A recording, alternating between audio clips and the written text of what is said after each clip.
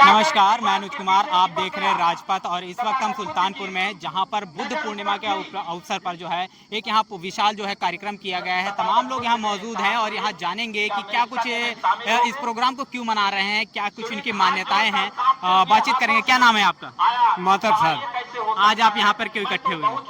हम बुद्ध पूर्णिमा मना रहे हैं। अच्छा, बुद्ध पूर्णिमा के ही के अवसर पर इस तरीके के कार्यक्रम करते हैं या हर एक त्योहार के लिए आप कार्यक्रम नहीं, करते हैं? केवल बुद्ध पूर्णिमा पर ही ऐसा यही क्यों त्योहार। सिर्फ बुद्ध पूर्णिमा ही क्यों?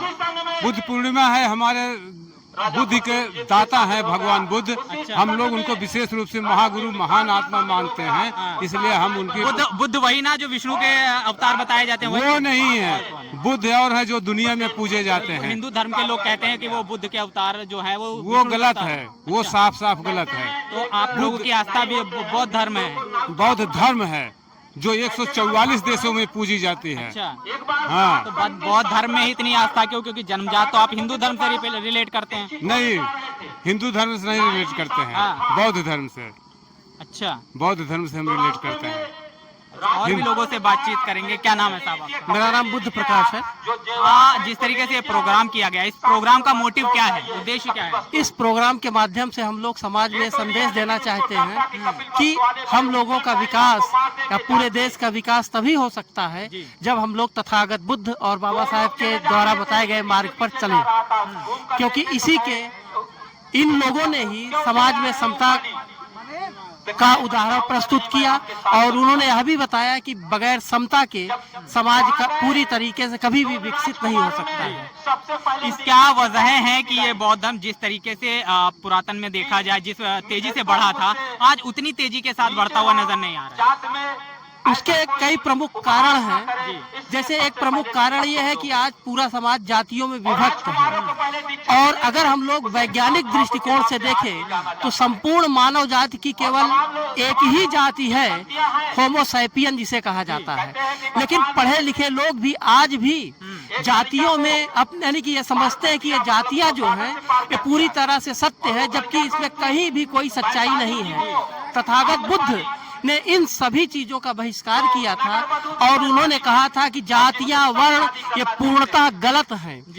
तो भारत में चूंकि बुद्ध धर्म के यानी कि पतन के पश्चात हिंदू धर्म का बोलबाला हो गया और बौद्ध धर्म पूरी तरीके से धीरे धीरे लुप्त प्राय होता। लेकिन उसी बुद्ध को तो विष्णु का अवतार बताया जाता है। ये देखिए, अवतार का मतलब भी होता अवतरित होना, यानी कहीं से लिया जाना।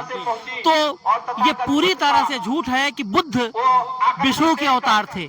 बुद्ध जब थे तब उस समय विष्णु नाम के बारे में कोई जानता ही नहीं था। बुद्ध के महापरिनिर्वाण के 300 साल के बाद से ही विष्णु शब्द की उत्पत्ति हुई है। ये पूरी तरह से असत्य है कि बुद्ध विष्णु के 9वें अवतार हैं। तमाम लोगों से बातचीत कर रहे हैं, ये भी जाति के खिलाफ में बात कर रहे हैं। आप भी कह रहे हैं जाति खत्म होनी चाहिए और लगातार जिस समाज के लोग बौद्ध धर्म को अपना रहे हैं वो अपने आप को जाटा, कुर्मी, इस तरीके से कुशवाहा तमाम नाम रखते हुए नजर आते हैं। ये हम लोगों को चाहिए कि जो बौद्ध धर्म ग्रहण कर चुके हैं वे बुद्ध के प्रबलतम अनुयायी तभी होंगे जब वो जातियों को छोड़ेंगे और समाज में समता की स्थापना करके दिखाएंगे।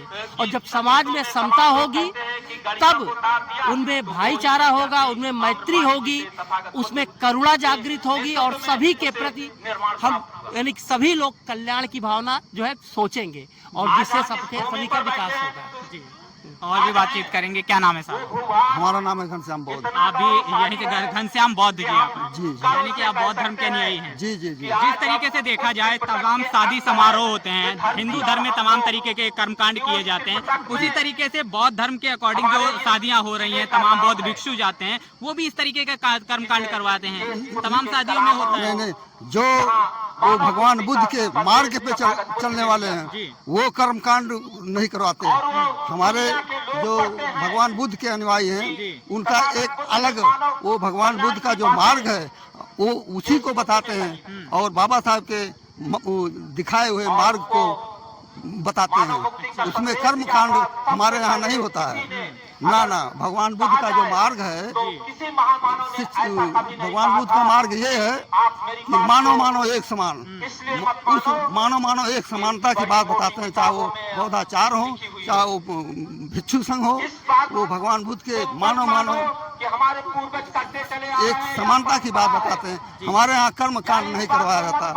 जी, क्या नाम है साहब आपका? जी, देवराज। आज आप यहाँ पे क्यों आए हैं?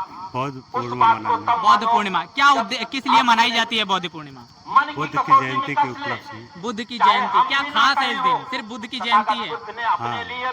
अच्छा। तो जिस तरीके से देखा जाए, आज जो बुद्ध पूर्णिमा है, आज ही के दिन गौतम बुद्ध का जन्म भी हुआ था, आज ही के दिन उनकी मृत्यु भी हुई थी, और आज ही के दिन जो है, मतलब जिस दिन, हाँ, जिस दिन बुद्ध पूर्णिमा थी, और उसी दिन जो है उनको ज्ञान भी प्राप्त हुआ था, इसीलिए जो है इसे बुद्ध पूर्णिमा के रूप में मनाया जाता है। जी, तो और भी हम जिससे बात कर रहे थे, तो जिस तरीके से तमाम चीज़ों को बात कर रहे हैं, और तमाम समाज जो जातियों में बटा हुआ है, कैसे इस समाज को एक बैनर तले या एक एकजुट किया जा सकता है और जातियों को खत्म किया जा सकता है? जातियां तब तक नहीं खत्म होगी जब तक हम लोगों के अंदर वैज्ञानिकता नहीं आएगी, क्योंकि विज्ञान ही एक ऐसा आधार है जो सभी व्यक्तियों को एक समान समझता है। आप वैज्ञानिकता की बात कर रहे हैं, भारत के बड़े बड़े साइंटिस्ट जब वो बाहर से राफेल लेके आते हैं, नींबू मिर्ची रख के उसके नीचे, तब जो है उसका उद्घाटन करते हैं, उसे चलाते हैं। तो ऐसे देश में जहां साइंटिस्ट जो है वो इस तरीके के धर्म कांड कर रहे हैं, वहां कैसे इसको मिटाया जा सकता है? देखिए,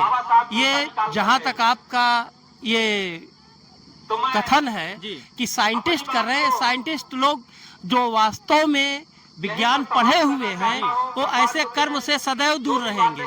वहाँ ये सब काम राजनीतिक लोग करते हैं जिससे कि उनको वोट का फायदा हो, वो ये लोगों को दिखा सके कि हम लोग पक्के हिंदूवादी हैं, हिंदूवादी व्यवस्था को पूरे देश में स्थापित करना चाहते हैं। और कोई भी विज्ञान से संबंधित व्यक्ति इन पाखंडों में नहीं रहना चाहता है। हिंदू धर्म और बौद्ध धर्म में क्या अंतर है दोनों में? हिंदू धर्म और बौद्ध धर्म में अंतर आप इस तरीके से कह सकते हैं कि हिंदू धर्म जहां पूरी तरह से असमानता पर आधारित है, वहीं बुद्ध धर्म यानी बौद्ध धर्म पूरी तरह से समानता पर आधारित है। इसके भीतर कहीं भी किसी, चाहे वो पुरुष हो चाहे नारी हो, किसी के भी प्रति कोई जो है भेदभाव नहीं है, ना तो मनुष्यों में, ना तो पुरुषों में, ना नारियों में।